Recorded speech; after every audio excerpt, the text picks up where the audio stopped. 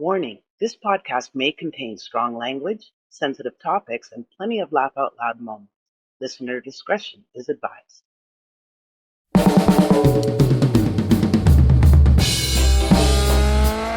Welcome to another episode of Thrivin With DVIBZ. We're going to be thriving today on a whole new level, a level of meditation, D.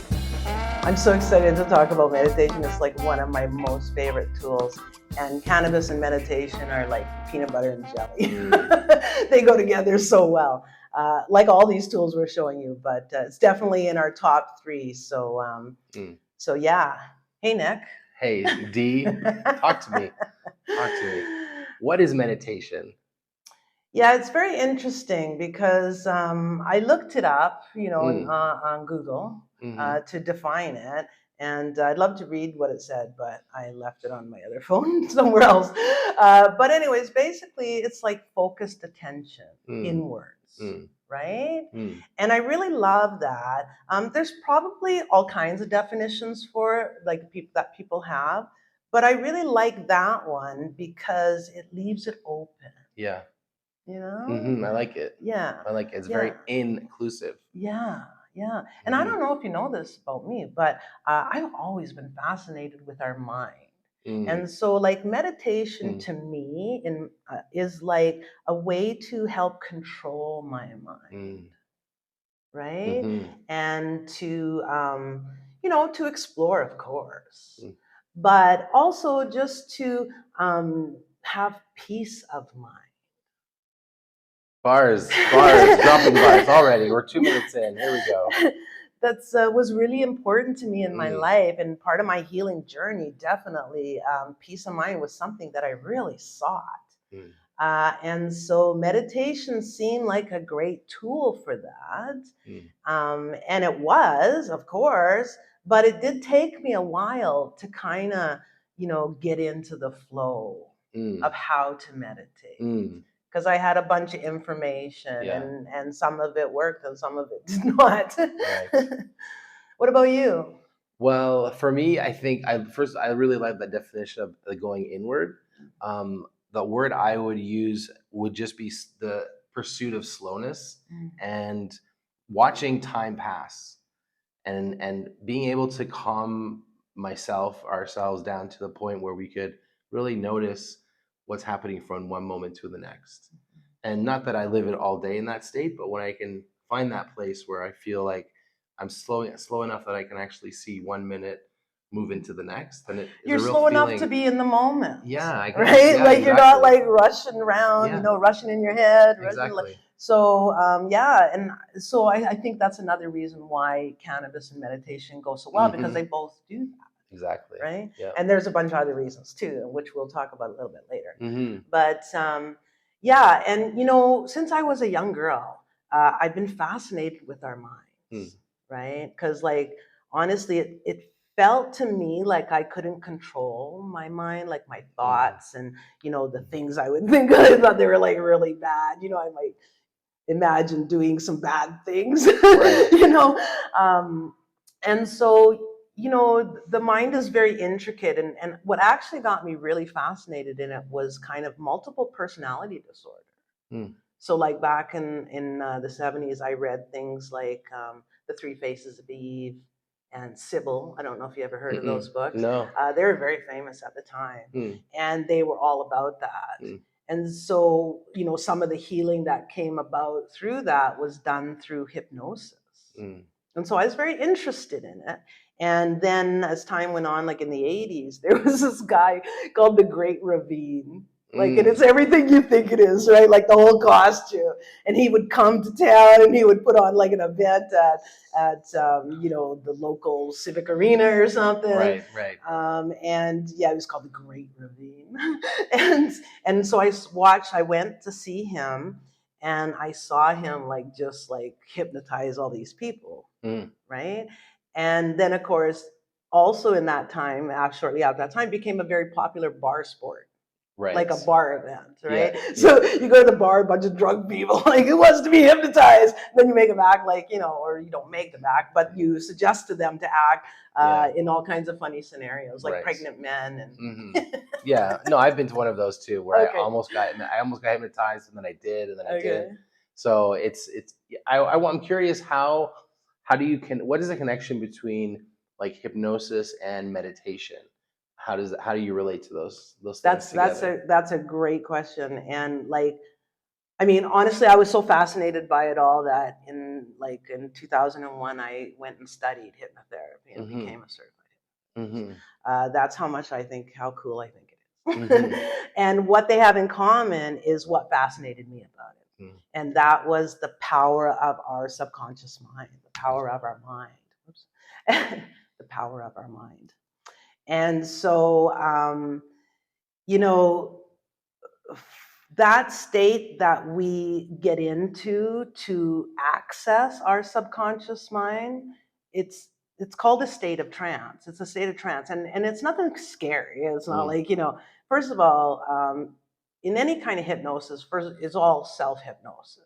It's just whether or not somebody is guiding you in that self-hypnosis or whether you're doing it on your own. Okay? So it's not like anybody doing something to you. So those people who have to act like fools in the bar, they were doing it because they wanted to.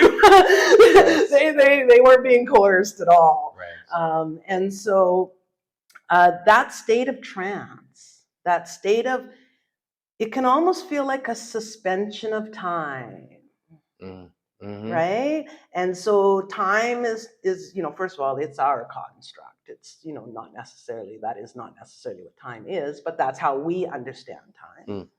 And so it feels like a suspension of time when you're in a different space, maybe in between time or something. I don't know. What do you think? Well, that's the thing, because for me, I come to it from the perspective of my mind was so busy and so full of thoughts and ideas, and they were all going in different places, that I needed to find a way to slow the things down so I could have one thought at a time. Yeah. Because then all the signals would start jamming, and then I would feel overwhelmed and anxious because I couldn't contain all the thoughts. Yes. So when I come into meditation, it's to really like bring that quietness a little bit upstairs, and I think that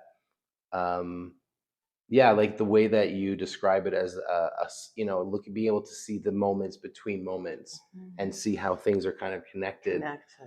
Yeah. And also like that allows you to travel in time. Yeah. So you can go backwards and you can go forwards. And so, this thing about trance state, like it sounds like, it sounds like some drug-induced kind of thing, and it can be. But that state itself, that state of trance, that is where the beauty is. Yeah. Because that is, then you can, I'm going to use the word manipulate, and I mean that in the nicest way. I don't mean like a bad manipulation. I mean that you could malleate, like, is that a word? Nope. But it is now. It is now. But you can maneuver and you can make that work for whatever your intention is for that meditation. If you have one, maybe sometimes you don't have one. And so that state of trance, I just wanted to be really clear and like clarify that state of trance is a very natural state for us. We do it all the time, some more than others.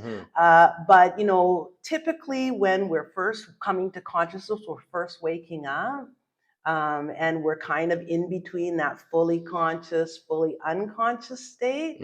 That is that state. And the same thing can happen as you're drifting off to sleep.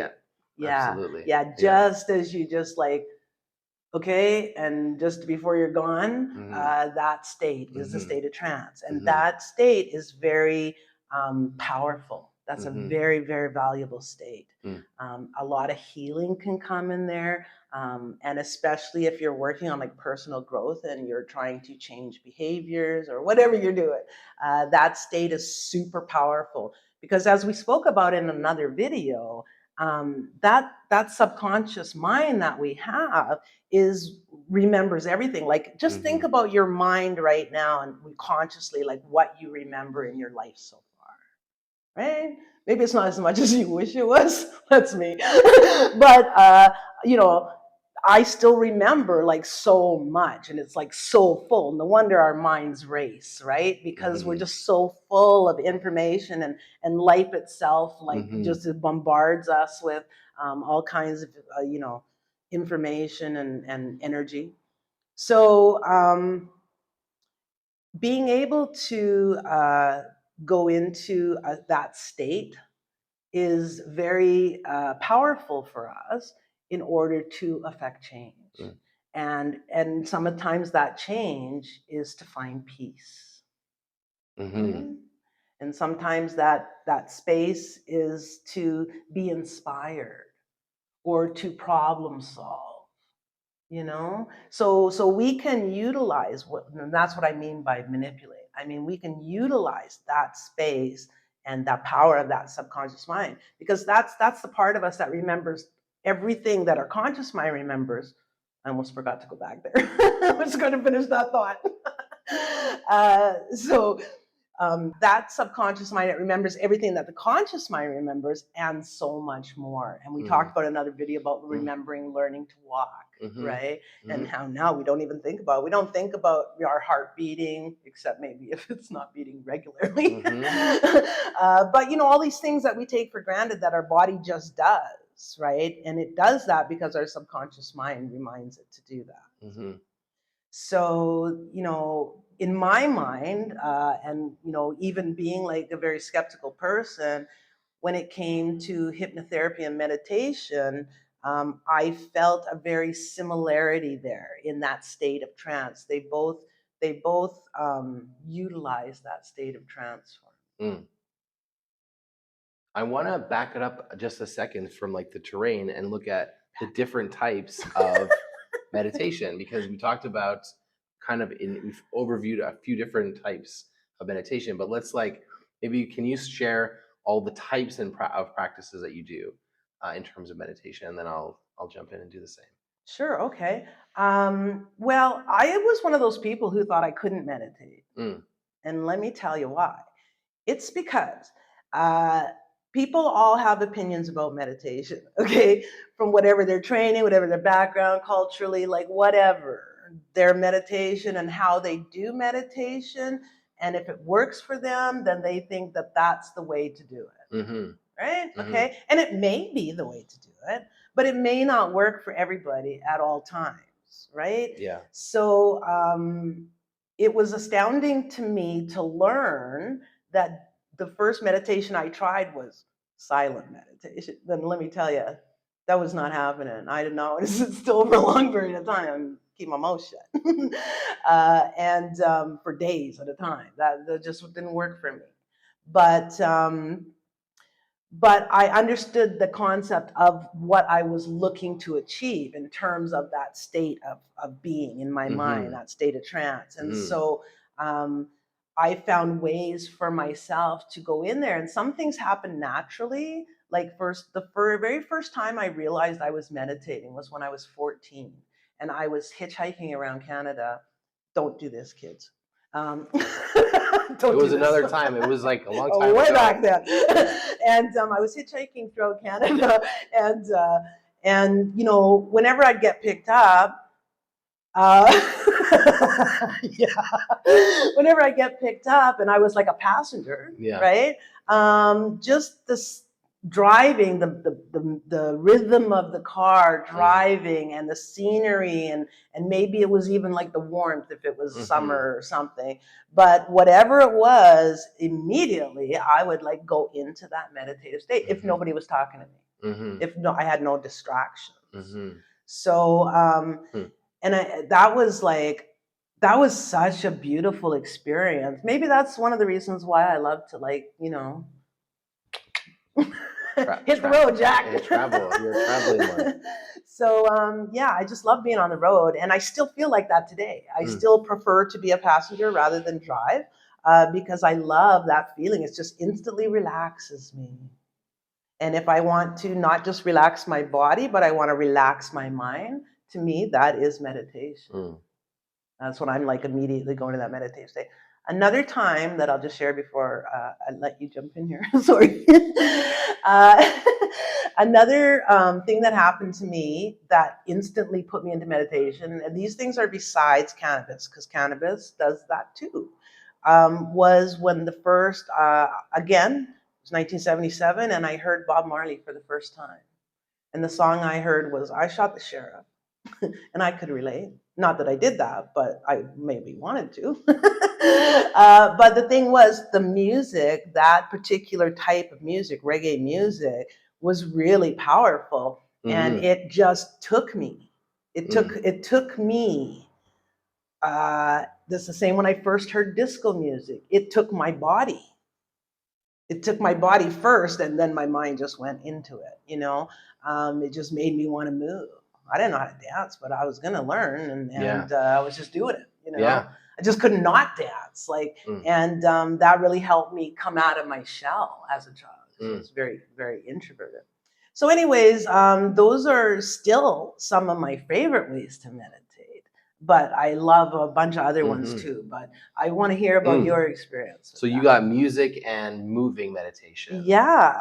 Those are the two. Yeah, love them. Yeah, I love those two a lot, for sure. For me, a lot of my first experiences in meditation were psychedelic related. Okay.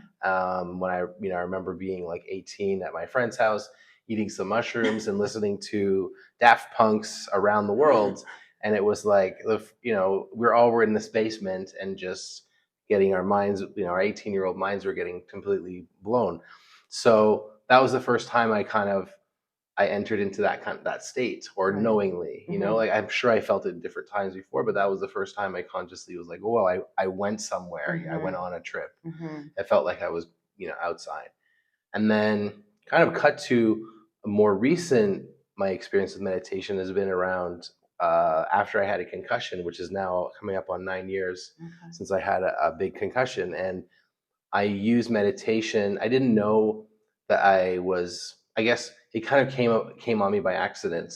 I was working with an osteo, and he did something with my head and neck, and it just opened up this channel. Nice. And one of the things that I have this really interesting tick, which is that I tend to fall asleep under deep meditation conditions. I don't think you're alone in that. I go out. I think that happens absolutely a lot. out. So I experienced something, and when I woke up, I was like, I felt different. Yeah. I felt, I feel like, even though I wasn't healed, it fixed something that then was given, then I had the time to heal it. So I came to, at that time, I couldn't watch screens. I couldn't be on my phone. I couldn't be on the thing. I would feel dizzy just looking at a computer. So I learned at that time to meditate in silence and in stillness, because that's all that I could really do. And that was a real breakthrough for me, because I didn't think I could do silent meditation. I had tried it before, and I found it very difficult.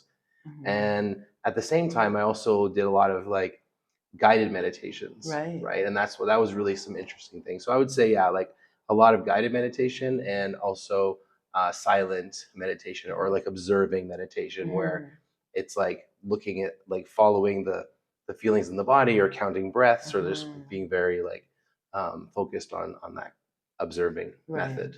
Well, that observing method is a very powerful method. And really, it's as simple as that. Some of the meditations that I really love also to do is when it comes to silent, over the years, I've learned to shut my mouth sometimes and relax and be quiet. And I really like floating, in a, in a float. Float tank. Float tank. I love that. And I don't usually have music when I do it. But I like it with music too. Do you have lights, or do you go pitch black? Oh no, pitch black. Okay. Yeah. I just love it. Yeah. It's for me, it feels kind of like being in the womb.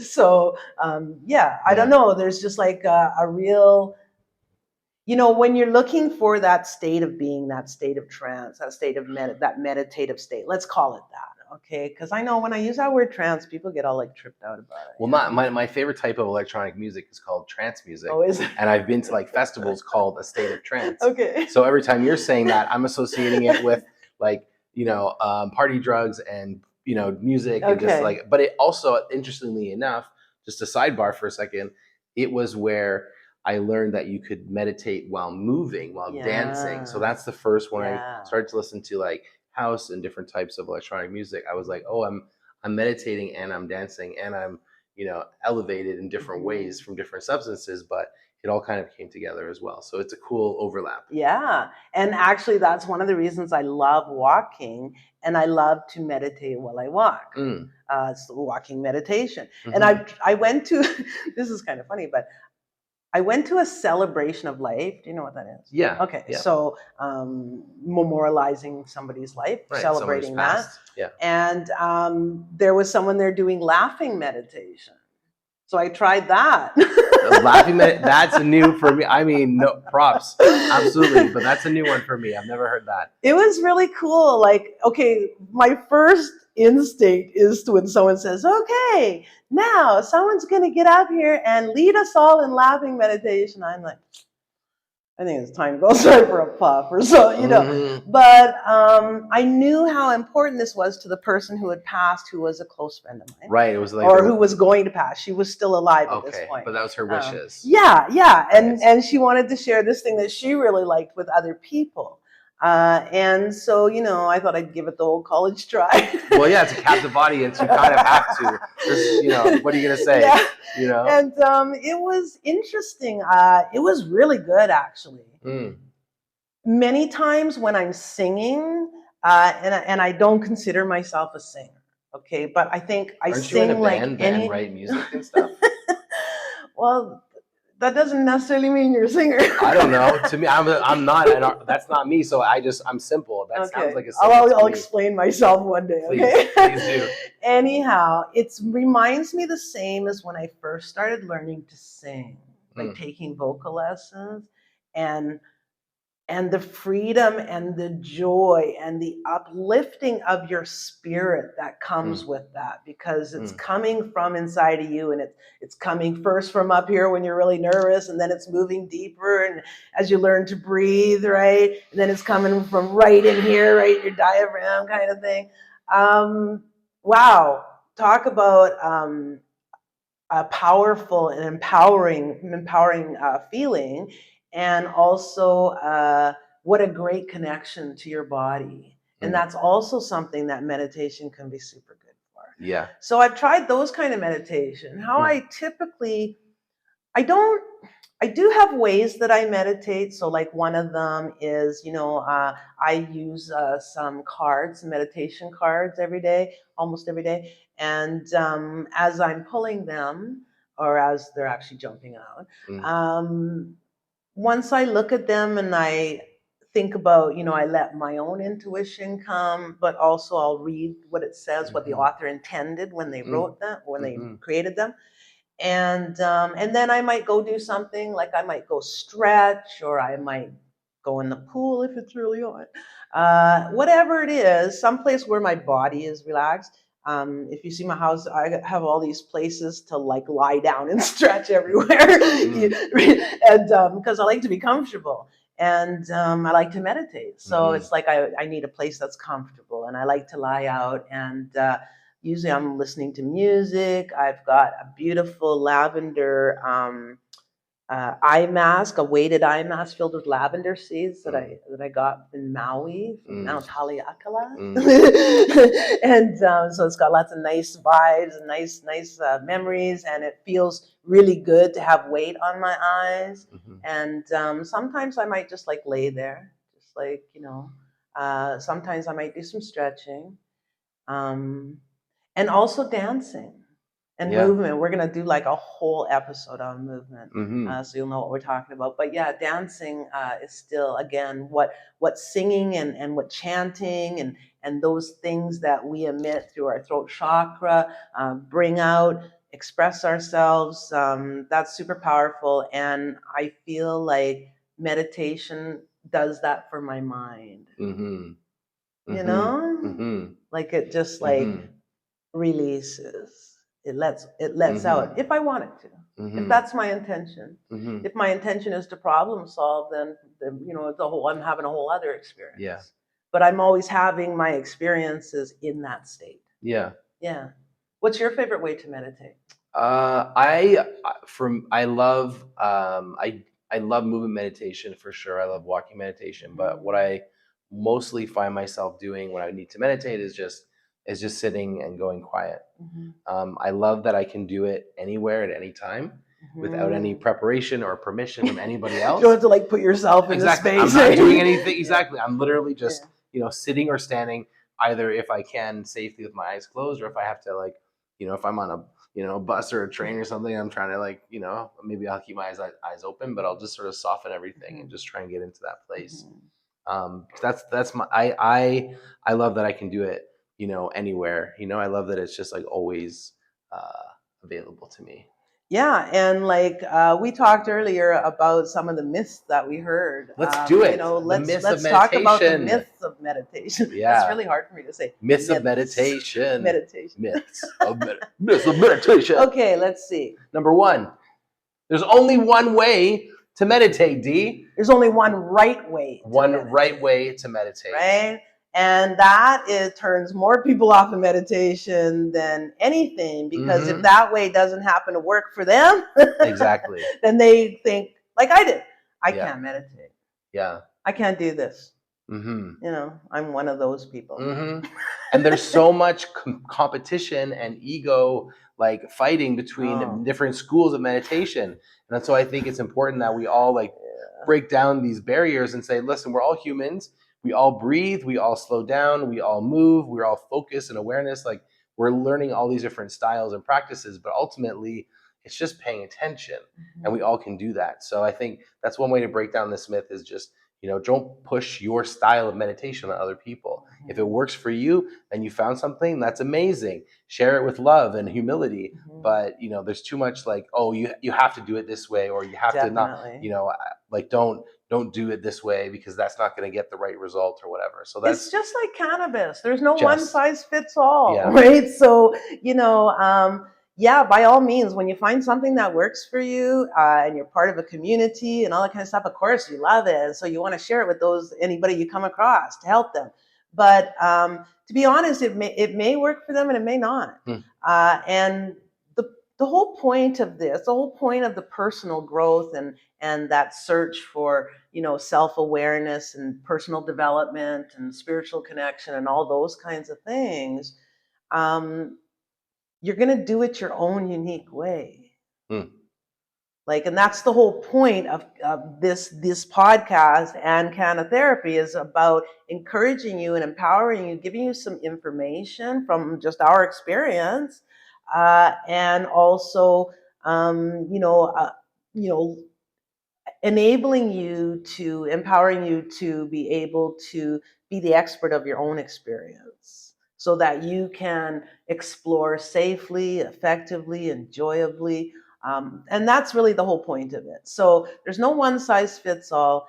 So if anybody tries to tell you different, man, don't buy it. Go meditate. Don't buy it. Go meditate on that. And to be honest, I think an important part of this is, it's not like you're going to feel good once you learn. If you're new to meditation and you haven't, you think you can't do it, or you haven't found your way yet, it's not about waiting until you're able to get into that place where it's going to be joyful, like it's going to help you. The whole process of that journey of exploration and finding what's working for you is part of that. It's part of the joy of healing, right? It's part of the joy of self-discovery. It's not about, we don't arrive. We just gain layers and layers of awareness. That's like a peeling of an onion, and we do that for our lifetime. This is not like we're gonna arrive, ooh, I'm 50, I'm good now. And the thing is, we change. We change as we grow and as we age and as circumstances around us, affect us. We change. And so if I could just leave anything in this podcast, one thing to encourage people, and that would be, enjoy the journey, enjoy the exploration. It's an adventure, So, Myth number 2. Let's do it. You need silence or music. You need something. You have to have You like have to sit in a certain it has to be a position. certain way. You have to cross your legs in the lotus position, right? Right? Mudras, How do you whatever. put my Muse headband on? And I don't know. I'm ready to meditate. What do you wear? Exactly. What is my outfit? What's the uniform for meditation? It's as diverse like as cannabis and as our experience. We don't need to have it a certain way. And there's a lot of great ways to enhance. So like, what are some ways that you would like, let's say, set up a space before you meditate, or some, how would you create that environment when you're meditating? Well, first of all, it has to be safe. It has to be a safe space, right? Typically, what I consider safe, right? So I can feel safe in a car. I don't worry about like getting an accident because if it happens, it happens. Whatever. When you're in the passenger seat. Yeah. When I'm in the passenger seat. Thanks for clarifying that. But I like my space to feel safe and private. That's my favorite. And I like to be able to stretch out, even if I start in a sitting position, or I've got one of those. Some of the best investments I made, I'm telling you, one is a big yoga bolster cushion. And like that cushion is amazing to do some of those different poses and stretches on. I love it. And so I need a place where I can stretch out. So a bed works for me. Anything flat, that's really good for me. But also water is really good for me. So yeah, those are kind of my favorites. What about you? I'm a simple gal. I like to just be able to just sit and do my meditation anywhere. But for sure, I like to have a clean space. Like I like to have the room to be like, broomed, and like the bed is made and whatever. I do like that sense of like peace that comes from that space. So that's, for me, is my ideal. It's just nothing special. Maybe I'm lighting a candle sometimes. That's always nice. But other than that, keep it. Well, that reminds me of when in another episode, we're going to talk about the ritual and celebration of cannabis.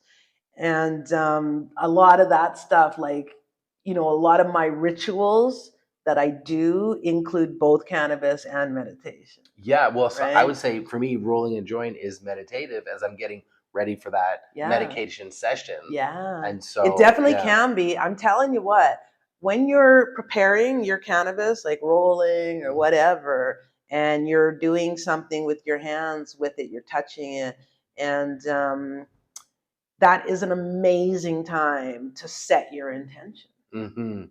Yeah. Right? Yeah, you're really like just you're focusing. If you're focusing on what you're doing, and not everybody has to pay attention, but people like me have to pay attention when I'm rolling. I might spill stuff. That for me is a really good time for me to set that intention, and sometimes that intention is nothing. So yeah, being relaxed is really important. And but like you touched on something that I just kind of wanted to go back to, is about where you can meditate and how you can meditate. And so if we agree that we are talking about a state of mind, then reaching that state of mind and achieving that state of mind can actually be done anywhere. Should it be done everywhere? I don't know. I'm one of those people that feel that if you are driving the car, not just the passenger, but if you're driving the car or operating heavy machinery, or in a situation where, you need split second, you need good reflexes like that. If you're like have to get into a fight with a grizzly bear, for example. Don't meditate. Okay, it's maybe not the best time to meditate. I'm not going to say don't meditate. I'm going to say maybe not the best time to meditate. So yeah, you just, because you don't want disruption. But I guess the point of this is knowing that you can do that anywhere, anytime, whether or not there's traffic outside or construction noise, or even sometimes like kids outside the bathroom door, right? Like if you're a parent, right? You can, once you understand that it's a state of mind that you're looking to get to, right? That meditative state, then first of all, when you find things that work for you and you practice getting to that state, the easier it is to get to that state. right? And then cannabis really helps with that. And so if you can have a puff and you only got like 5 minutes or 10 minutes for a meditation, honestly, the beauty of that is not only can you do it, but because both things do that funny thing with time, like suspension of time, that 10 minutes can rejuvenate you like nobody's business. Yeah. It can feel like you had an hour's nap. You know, and so that's just one of the uses, good uses of meditation. But that's a myth. There's no one way. There's no one size fits all. Number 3, the myths of meditation. And I think this is perfect because I feel out there in the audience, somebody is like got their hands on their hips, right? Someone is out there going, not me though. No, you guys talk about it. I love your show and everything, but like, nope. However, I think this brings us to this amazing myth, which is that not everyone can meditate. Like some people can and some people can't. Yes. Where do you stand on that one? Well, you know, I'd really be stepping out on a limb if I said that everybody can meditate. I'd really be stepping out on a limb. And while I don't mind stepping out on a limb, I'll just pull back a little bit and say that most people can meditate. Almost everybody can meditate. Almost everybody can achieve that meditative state of mind. What differs is how we get there and what that personal experience is for us. But we all do it at some place naturally. And if you're looking to start meditating and you think you're one of those people who can't meditate, realize that you do this naturally, like in the examples that we gave earlier. And if you want to, play games with yourself, which I like to do, mind games. Some of them are good. But when I'm lying in bed at nighttime and I'm relaxing, right? And I'm consciously relaxing. So I'm consciously running through my body. I might, go through my chakras. I might, whatever I'm doing, just acknowledging. And actually, one of the easiest ways is just like you said, just pay attention to your breath. And what's really important about that is in the beginning, don't try to control it. Just let yourself breathe however you want to breathe at that moment. Just notice it, right? Just focus on it. And that will you will find your rhythm. It might take a few minutes, but you'll find your rhythm. And then one of the things I like to do, and I know you like to do with breath work, is for me, my typical breathing pattern is when I'm in that state is in through my nostrils and out through my mouth.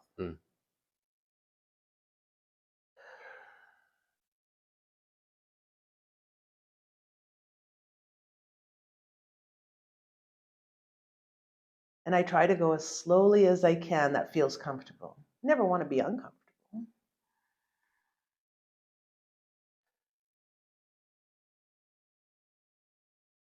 And as I'm doing that, and I'm sort of scanning through my body with my intention, I'm directing my mind to feel what my body feels like.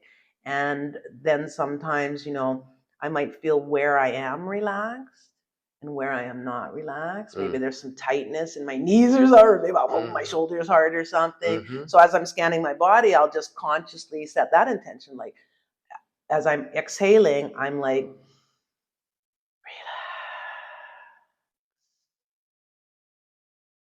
right? So that's kind of like my nightly ritual. I like doing that. That makes you feel really good. So you could play around with yourself like that. And then as you practice doing that, you'll become more aware of what that state of being feels like. Often we're looking to go from awake to asleep. We don't care about what's in between, right? We only care if we can't get to sleep, So what I'm suggesting that you actually pay attention to that time. Right? And that's one place to start. If you have a meditation practice, then you know exactly what we're talking about. And I just want to encourage you to find all kinds of ways to meditate. Don't stay with just one, man. Life's too short. We need spice. We need variety. So that's my suggestion. I don't know. What about you? Myths busted. We busted 3 myths today. There is only one way to meditate? Boom. No, No. there isn't. No. You don't need to be in a certain type of environment. It doesn't need to be perfectly silent. You don't need to have, sort of a musical ensemble around you. Like, you don't need anything. You can do it anywhere. And then, cello, please. Yes, exactly. And then not everyone can meditate. False. Everyone, almost. Let's keep it. I'm gonna have that disclaimer there. I like that too. Because Almost there may everyone. be reasons, 100%. People, we don't know everyone's situation. And so absolutely, let's leave it open. But I think it's just, if you want to, you shouldn't feel like you can't. If you have that desire, I feel like it's something you're able to do, and you can start slow and simple and without any clocks. And one other thing that is, for me, a myth that I'll just okay, here we go. Myth number 4. All right, bring it on. One more.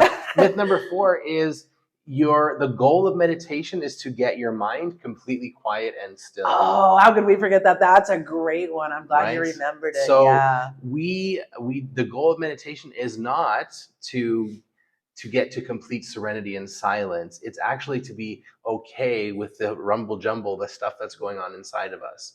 And for me, the more I'm able to not get attached to the thoughts or the feelings and just watch them, it does quiet for sure, but it doesn't always get there. And it's something that what I've learned to do is, when I have a meditation session where I'm like, oh, I might kind of feel my mind was all over the place, I just accept that as like, okay, that's where it needed to be that today.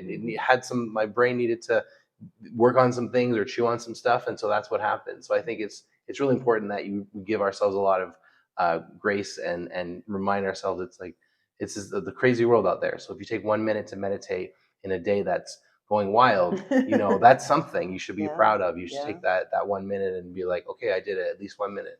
Yeah. Absolutely. And there just isn't just one way. Like, honestly,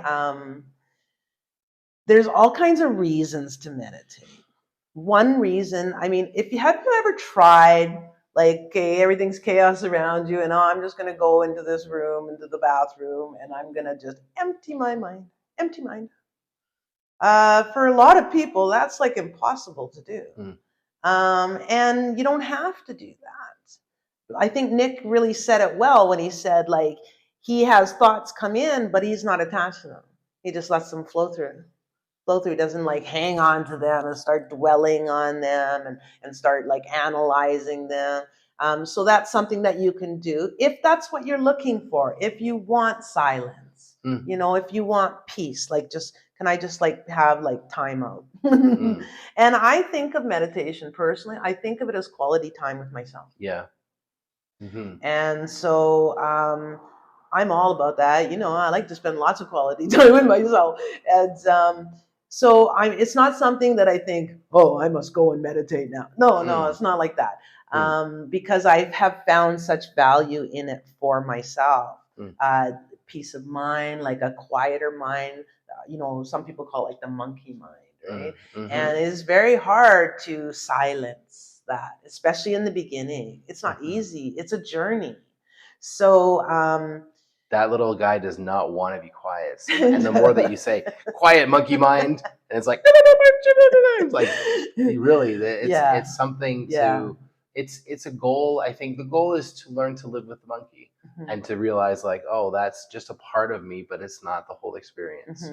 And the thing about it is, if that is your goal, like, say you want that kind of peace and quiet, inner silence, if that is your goal for meditation, then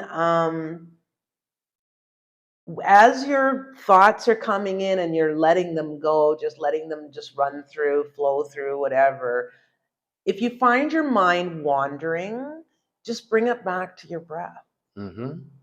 Just bring it back to notice your breath. And that will bring you back. And you might have to do that like several times.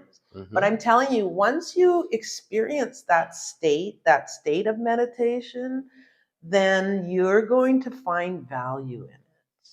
And it's very useful in terms of whatever it is that brought you to cannabis, whatever it is, why you use cannabis. It can really be very, very helpful in many, many ways. So I encourage you to try meditation, especially if you're a cannabis enthusiast. I love it. I feel now we've entered the part of this episode where there's two paths that we can now travel. Okay. Okay, we have two paths. Lay it on me, man. And I really wish that we had the technology that the viewers could choose. Like choose your own adventure, left or right path. But we're not there yet, kids. We're working on it. Maybe we're not one there day. yet. AI, can you hear me? Make something. Oh no, AI can't hear you. I know.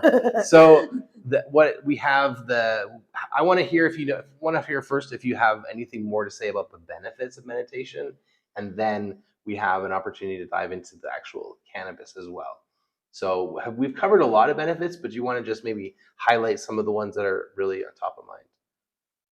When I first was learning hypnotherapy, my instructor told me, I was like terrified, like, how am I going to hypnotize them? And like, what, and then that's right. And, almost anybody who trains in hypnotherapy is like nervous. Like, what if I find someone I can't, help guide into that state of trance. So I'm really grateful that my instructor practiced Ericksonian hypnotherapy, which is really about meeting people where they're at and, about allowing them and empowering them in their own experience. So you're just a guide. That's it.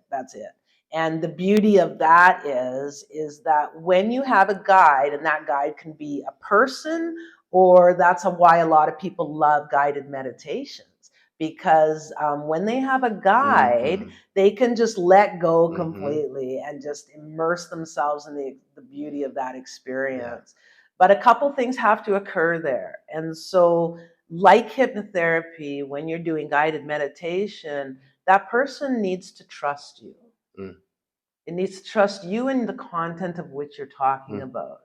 Because why else? We feel vulnerable, right? We think, oh, we're going to be in a state of trance. What are they going to make me do?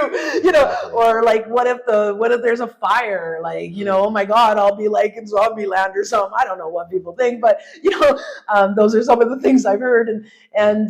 So when you're all hypnosis is self-hypnosis, because you are allowing it to happen to you. So those benefits of meditation are far and, ample. There's so many of them, to help with our equilibrium, our inner balance, right? Like, because we're just inundated with all this stuff from the world and, our personal lives, just to find like a little time out. It can feel like a breather, right? Yeah. Sometimes we do it. It can be very useful for healing. Like if you're taking cannabis as a life-saving and life-enhancing medicine, then and using it for a particular reason, then sometimes that meditation, is a great way to help that cannabis heal us. You know what I mean? By visualization and meditation. Meditation is fantastic if you're creative, which most of us are, believe it or not. And it can be so inspirational. We can get so much inspiration, especially if we feel that when we are in that meditative state, we are more than us. We are connected. We are connected, whether you see that as connected to the universe, connected to our earth, So that can be very loving, and that is a wonderful way to show yourself self-love, right? To experience it intentionally. You know what I mean? Like as a part of something. And, it can also be great for self-awareness, right? And that's when, you might not go into that meditation with a specific intention, except for maybe, you can talk to yourself or talk to the universe if that's what you see it. You can do it that way. You can ask for guidance. You can.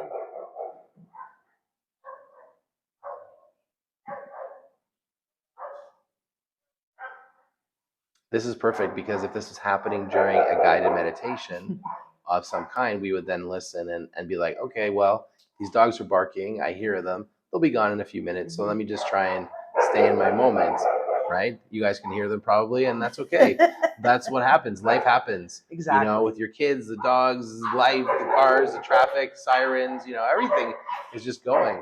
So how do we stay centered even when all hell is breaking loose around us. I love it. I love it. And that is such a powerful way to be able to like quickly go into that meditative space, you know, especially when you're in a situation where it is chaotic and it is loud and maybe there's, you know, drama going on, right?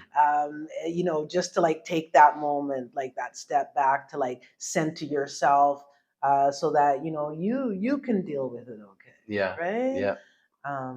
Yeah, so personal growth, relaxation, of course, meditation is wonderful for that, and not just physical relaxation, but as we spoke about earlier, like mental and emotional relaxation as well. Yeah, it's like a nap for your brain. Yeah, it's just a little, definitely it can be. Yeah, little recharge. Yeah, so I guess our point is like you can utilize meditation for many things. Yeah. And those self-awarenesses are some of the most beautiful experiences of meditation that I have. When I'm just like open, I don't have an intention, and I'm just like, how am I doing? Yeah. How am I doing? You know, and because again, much like cannabis, there's so many parallels. Much like cannabis, you know, it's a relationship, and meditation helps facilitate that relationship with yourself, which is actually, in my opinion, is the most important relationship. For me, like the self-awareness has led me to feel like this is one of the benefits that self-awareness has led to is that, I don't know about you, D, but every once in a while I can have a little bit of a short temper where things can just... Oh, no. No, I know you can't relate. I know nobody out there, but some people, well, at least one person can relate with me, has a little bit of a short fuse. And despite everything, we don't want to get upset, but then people just keep doing things to drive us crazy. So, you know, for me, that knowing that I have a little bit, I can be a little short tempered if I haven't eaten or it's too hot or you're hangry, I haven't slept properly or whatever. If something's off, I know I can be a little. So, for meditation is a huge part of how I stay. How you mitigate that? How I mitigate that, Yeah. and knowing that every day when I do a little bit, that I'm giving myself almost like expanding my patience and being able to deal with things that ordinarily would light me off. This is like, okay, no, it's like, you know, 3, 2, 1, 1, 2, 3. What the heck is bothering me? You know, that kind of stuff where you can just like, okay, this is a moment that I'm going to choose to not lose my cool, because it's not going to help the situation. It's likely to bring more negative energy to a challenging moment. So, or I want to act and not react. Yes, respond and not react. Yeah. So important. And like all of that is part of self-control, and that's like when we feel so good because we can trust ourselves, right? We have the tools that we need and we're willing to use them. Yeah.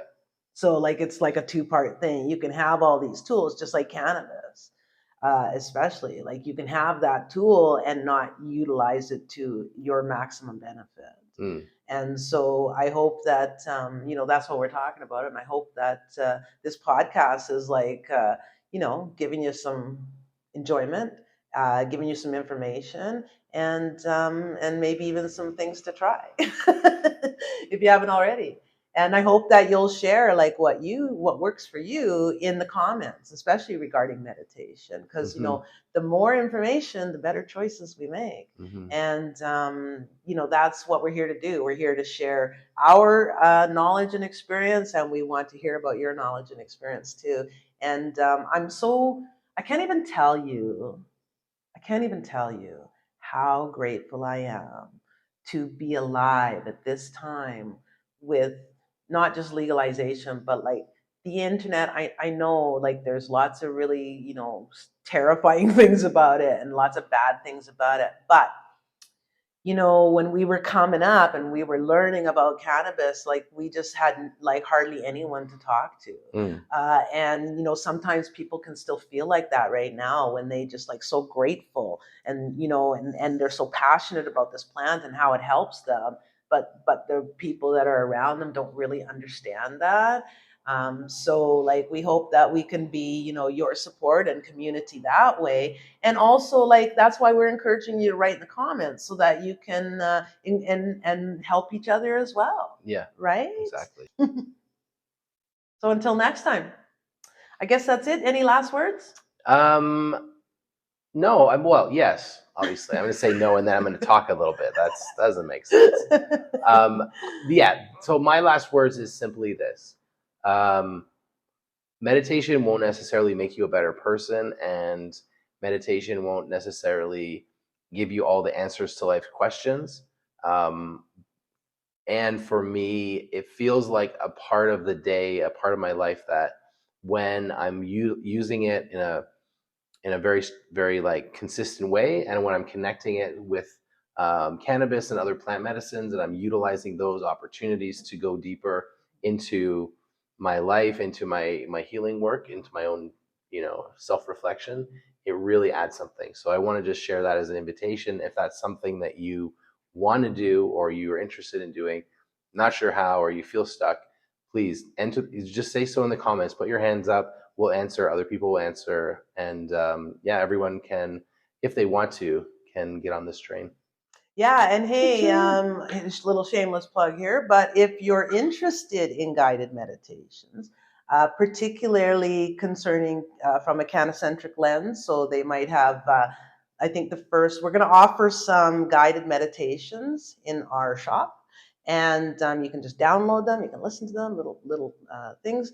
And the first one is going to be about meeting Mary Jane, so it's going to be a great way to get to if it's your first experience with cannabis and you want some guidance with that and a fun way to approach that, very intentional and conscious and mindful.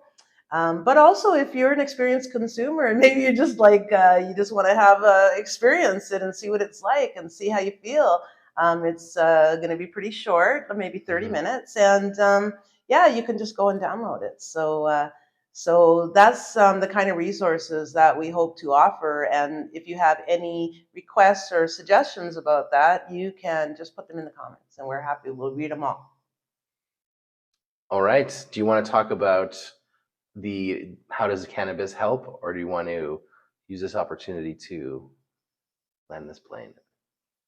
Well, I think we've talked a lot about how cannabis helps because they have so much in common. So it's just like if you want a citrus flavor and you take lemon and you take lime, both of which are citrus, and you put them in something, you're going to have a very strong and unique. No, just kidding. A very strong and unique kind of citrus flavor, right? Yeah. So that's very exactly like how it is with these tools that we're sharing with you. They are good in themselves, right? I would recommend anybody to do that. Yeah. But when you combine these tools like meditation with cannabis, then you have like a double dose of like help, right? Mm-hmm. So cannabis, for example, like when you consume, if you're smoking or vaping or, inhaling it, it's going to work relatively quickly. And then you're entering that state. You're entering that state relatively quickly effortlessly. So that's one of the reasons why it's really good. And then as well, as we talked about it in some of our other videos before, cannabis is an enhancement. So whatever you're experiencing in your meditation that's wonderful is enhanced by cannabis. So it's even better. So what's not to love? All right, we're going to catch you next time. Unless you got anything else to say. I have a couple of a couple of brief things to say about the cannabis meditation thing. Okay. And I want to talk specifically about people who maybe feel like meditation and cannabis are not compatible. And there's people that I've met that who are hardcore meditators that do not approve of cannabis being part of the meditative experience. Now, of course, we already talked about the myth that there's only one right way to meditate. Almost a disaster there. I know. But there is not one right way. That phrase is a real tongue twister. That's gonna get me in trouble. I don't know why, but listen, it's just how it happened. So basically, like, when people who are, if you happen to meet one of these people that's like, listen, you shouldn't be mixing cannabis and meditation together. I think what I say to those individuals, and what I speak to that, is that, there is a lot of value in choosing how you meditate and how you include cannabis in that meditation. You don't have to get, uber blazed and get super high in order to accomplish it. You might be able to do that with one pull of the pen or a small edible, or you might choose to do it in a different way as well. You might choose to and consume more. But I think that the really important piece between those two is just mindfulness and awareness and the intention that we're doing it, because I really feel like there is a lot to be gained by including cannabis in our meditations. Absolutely. And at the same time, there's a lot of clarity that can come, for example, from tolerance breaks, where you're taking a little bit of space from cannabis, and some of those meditations can be super powerful. So I think it's all about that just integrated process, and being aware of what we're looking for and what we need in a particular moment. Well, those are great points. Absolutely.